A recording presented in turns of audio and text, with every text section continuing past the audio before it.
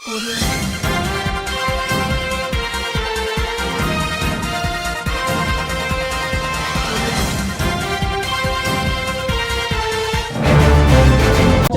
लिए मैं आपका हार्दिक अभिनंदन स्वागत करता हूँ।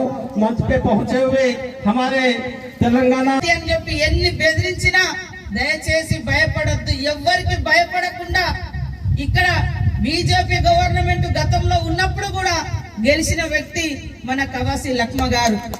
బీజేపీ ప్రభుత్వం గతంలో 3 సార్లు ఉన్నప్పుడు గాని ఇప్పుడు వచ్చినప్పుడు గాని మన ఎమ్మెల్యే గారు లక్ష్మ గారు గెలిచిరంటే ఆయన ప్రజలతోటి అంత అభిమానంగా ఉంటాడు.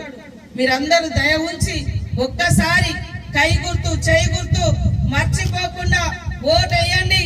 ఈ ఓట్లలో దేశంలో ఖచ్చితంగా ఈసారి కాంగ్రెస్ వస్తుంది, రుణమాఫీ అవుతుంది, అదే విధంగా మరి ధరలు తగ్గుతాయి, ఉద్యోగాలు వస్తాయి, 100 రోజుల పని పెరుగుతుంది. 100 రోజుల పని ఇచ్చింది కాంగ్రెస్, అటవీ హక్కుల చట్టం ఇచ్చింది కాంగ్రెస్, మరి రాజ్యాంగం తీసుకొచ్చింది కాంగ్రెస్. మరి బీజేపీ ఏం తెచ్చింది? ధరలు పెంచింది, జిఎస్టీ అని తెచ్చింది, పెద్ద నోట్లు రద్దు చేసింది.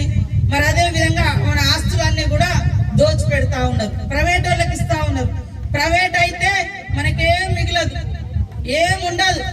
కాబట్టి ప్రభుత్వం చేతిలో అన్ని ఉండాలని మనం కొట్లాడుతున్నాం.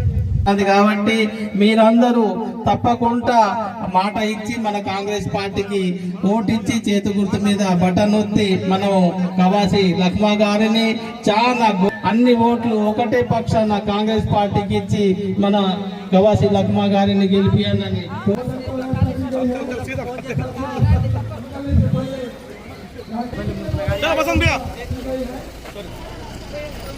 అందరూ ఏంటి ఓటు చెప్పుర్రు అందరికి, మళ్ళీ వస్తా నేను, మళ్ళీ